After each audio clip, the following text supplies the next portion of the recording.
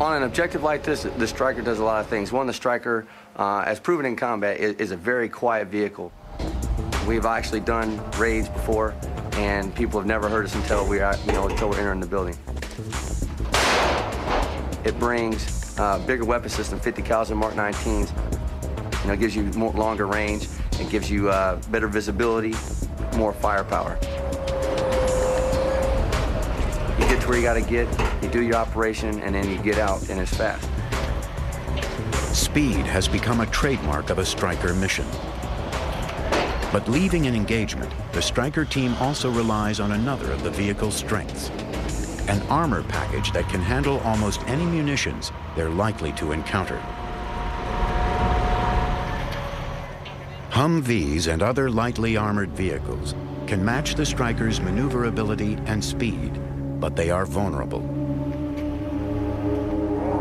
Small caliber machine gun rounds and small explosives can pierce their thin skins, often with lethal consequences. We're gonna push it. We're gonna push it out of the way.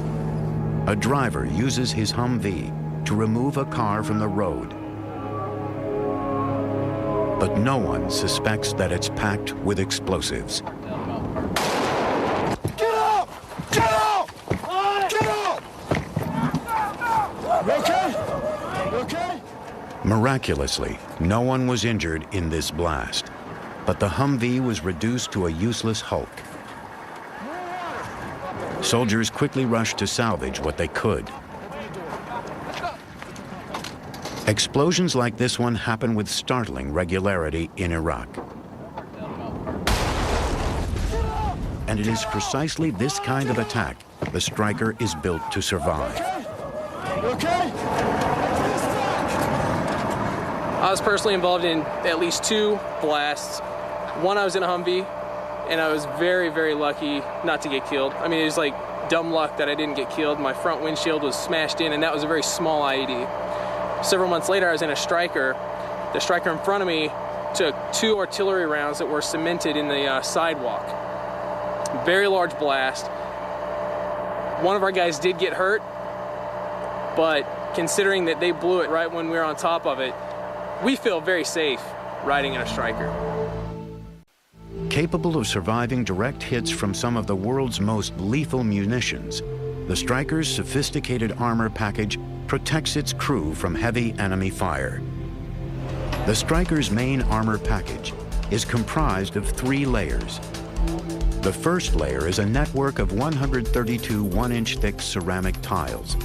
Weighing half as much as steel, it is similar to the armor plating on the Abrams tank. The next layer is a 1/4 inch of steel, reinforced with a 1/2 inch of Kevlar. If a round hits the Stryker, the ceramic armor shatters, dispersing the blast across the tile's surface, and the Kevlar reinforced steel bends to absorb the kinetic energy. This multi-layered armor enables the Stryker to withstand a direct hit from a 14.5 millimeter heavy machine gun. The armor shields the crew from not only frontal and side attacks, but also protects them from explosive devices that strike from below. Strykers in combat have suffered ugly battle scars, but their crews have stayed well protected. The addition of a thick steel cage, known as slat armor, enables the Stryker to sustain direct hits from rocket-propelled grenades, or RPGs. Capable of destroying all but the most heavily armored vehicles, RPGs can pierce 15 inches of solid steel. Unimpeded, rocket-propelled grenades would tear right through the Stryker. When an RPG hits, the slat armor bears the brunt of the strike, detonating the round on impact and directing the shrapnel away from the vehicle. It has proven so effective that Strykers have survived hundreds of direct hits from rocket-propelled grenades. The slat armor they give us is the armor that stops the RPG rounds, and it just stood up marvelous, just beautiful in Iraq. They could take a beating and just keep going. And that's one of the biggest things I like, is because you could just shoot it to death and it'll keep going for you. The Stryker's armor protects its crew from most conventional threats. But on the battlefield of Iraq, the enemy's weapon of choice is anything but predictable. This Stryker in the northern Iraqi city of Mosul was put to an extreme test. Hit by a roadside bomb, the vehicle was knocked onto its side. Only moments later, it was flipped back onto its wheels and driven away. Only one crewman was injured with a broken arm. IEDs, or improvised explosive devices, have been a weapon of choice for Iraqi insurgents. Roger, that's good copy.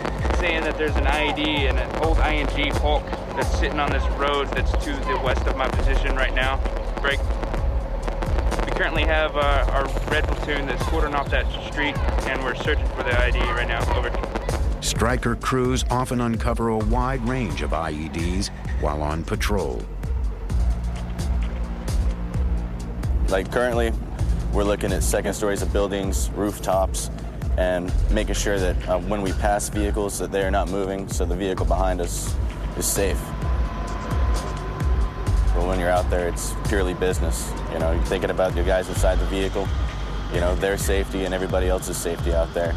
And that's what keeps each other alive. Everybody's thinking about everybody else. You have to be able to cover both your sides, watch each other's backs, basically.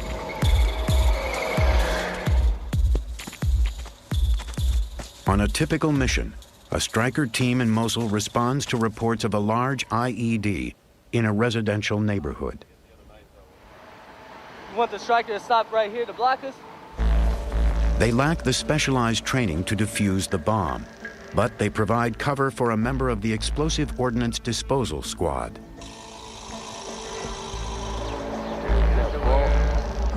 The Strykers cordon off the street, and the infantry scans the windows and rooftops for snipers.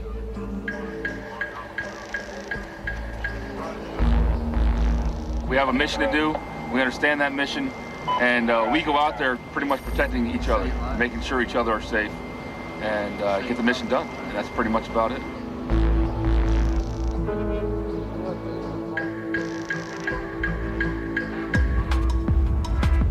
This mission is over in just minutes when EOD disarms the bomb. The wagon holds two 107mm rockets wired together and hidden under a pile of dirty laundry. They're attached to a washing machine timer and a radio that serves as a remote trigger. Simple devices like this can wreak havoc indiscriminately. Hundreds of U.S. troops and thousands of Iraqis have been killed and maimed by IEDs just like this one. 2-5, this is 3-3, be advised. 107mm rockets neutralized. We picked them up, put them in EOD Victor. Break.